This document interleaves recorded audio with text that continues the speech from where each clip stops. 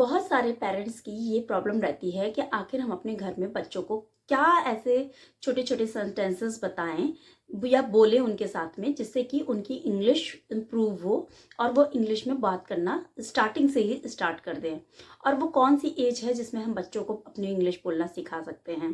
देखिए, जब बच्चे थोड़ा सा भी बोलना शुरू करते हैं और आपकी बात को सुनना या समझना शुरू करते हैं तो अब तब से आप कुछ छोटे छोटे सेंटेंसेस को यूज़ करके उनको इंग्लिश की तरफ बढ़ा सकते हैं। जैसे हम भी अपने घर में अपने बच्चों के साथ में छोटे छोटे सेंटेंस लेकर के बोलते हैं। जब मेरा बच्चा 2 साल से ही था तभी से हमने उसके साथ में बोला, बल्कि 1 साल से ही जब वो मतलब उसने मुझको सुनना शुरू, मैंने स्टार्टिंग तभी से कर दिया था। भले ही वो ना तब बोलता हो वो ना कुछ, लेकिन मैंने स्टार्टिंग तभी से कर दिया था कि जो है वो बच्चे इन शब्दों को समझें। जैसे हिंदी के वर्ड्स हम लोग बोलते हैं तो बच्चा धीरे धीरे उन चीज़ों को समझता है कि आखिर एक्सप्रेशन के साथ में क्या कहा जा रहा है। वैसे ही जब हम लोग इंग्लिश के वर्ड्स को या इंग्लिश के सेंटेंसेस को बार बार यूज़ करते हैं तो बच्चों को समझ में आने लगता है कि आखिर हम क्या कहना चाह रहे हैं। तो जैसे छोटे छोटे सेंटेंसेस हैं, जैसे बच्चा आपका दूर है और उसको आप बुलाना चाहते हैं तो कह सकते हैं कम हेयर, कम हेयर। उसके अलावा जब बच्चा आप कोई चीज़ छू रहा हो तो उसको छूने से मना करने के लिए कह सकते हैं don't touch, don't touch baby, don't touch Babu, don't touch baby. जब बच्चे को बुलाना चाहते हैं, किसी अपने पास बुलाना चाहते हैं, बच्चा दूर है आपसे, तो आप उसको कैसे उसको बुलाएंगे। तो हिंदी में तो आप बोलेंगे कि इधर आओ, इधर आओ। उसी को आप इंग्लिश में बोल सकते हैं कम हेयर बेबी। और जब बच्चा कोई चीज़ ऐसी गर्म चीज़ छू रहा हो या कोई ऐसी चीज़ हो जिसको नहीं छूने वाला हो, क्योंकि बच्चे को तो आदत होती है कि वो कुछ भी चीज़ छूने लगते हैं, उनकी एज वो होती है कि वो कुछ भी छूने लगते हैं।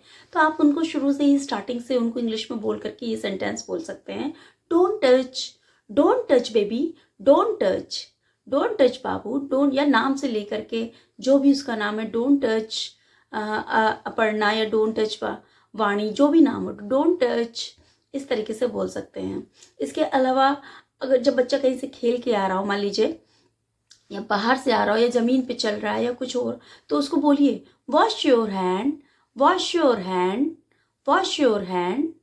बच्चे लेग धुलवाने के लिए क्या बोलेंगे wash your feet, wash your feet, wash your feet.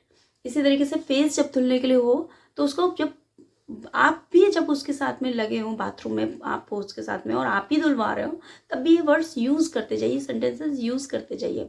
जैसे फेस धुलवाने के लिए क्या कहेंगे wash your face, wash your face. तो क्या होगा, बच्चे इसको अपनी हैबिट में ले आएंगे, इन सेंटेंसेस को धीरे धीरे अपनी हैबिट में ले आएंगे। इसके अलावा बच्चा कहीं कोई ऐसी जगह पर है जहाँ पर नहीं उसको खड़े होना चाहिए, या फिर कोई गर्म दूध के पास खड़ा हो, किचन में खड़ा है, ऐसी चीज़ के पास खड़ा है जहाँ पर उसको नहीं खड़ा होना चाहिए, तो उससे इंग्लिश में कह सकते हैं स्टे अवे, दूर रहो, स्टे अवे, स्टे अवे। और जब हम बच्चे के साथ में खेलने के लिए कहते हैं कि चलिए चलो हम लोग खेलने चलें, तो उसको क्या कहते हैं लेट्स प्ले, लेट्स प्ले। और बच्चों को आप नहलाने ले जा रहे हैं तो उसके साथ में बोलिए let's take a bath, let's take a bath. इसके अलावा जब आप बच्चे को सुलाने जा रहे हैं, उसको जब नींद आ रही है, तब आप बच्चे को सुलाने से पहले कह सकते हैं कि let's take a sleep, let's take a sleep. तो ये कुछ सेंटेंसेस है जिनको हम यूज़ करके बच्चों को इंग्लिश के सेंटेंसेस सिखा सकते हैं। तो अगर बच्चा आपके पास खड़ा है, आपको उससे दूर भेजना है तो गो अवे कह सकते हैं। या कोई चीज़ है, मान लीजिए कोई कॉकरोच है, उससे बच्चों को सिखाने के लिए कह सकते हैं गो अवे, गो अवे। इस तरीके के सेंटेंसेस, छोटे छोटे सेंटेंसेस यूज़ कर सकते हैं। और जैसे बच्चा आपका कहीं दूसरी जगह पर खड़ा हुआ हो, आप मान लीजिए लिविंग रूम में है, वो ड्राइंग रूम में है, तो बच्चे से कह सकते हैं वेयर आर यू बेबी। जैसे मान लीजिए कोई अपनी चीज़ अपने मुंह में रख रहा हो, डोंट ईट, डोंट ईट। कोई कपड़ा अगर पहनाना हो उसको, put on your shoes, put on your clothes, put on your cap.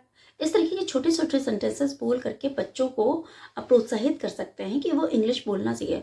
फिर कुछ ग्रीटिंग्स होते हैं, जैसे कुछ हम लोगों के पास मैजिकल वर्ड्स होते हैं, जैसे सॉरी, थैंक यू। ये जो वर्ड्स हैं इनको भी आप बच्चों को सिखा सकते हैं, जो कि उनकी हैबिट में आ जाए कि कोई गलती हो जाए तो तुरंत बच्चा बोल दे सॉरी मम्मा, सॉरी बेबी।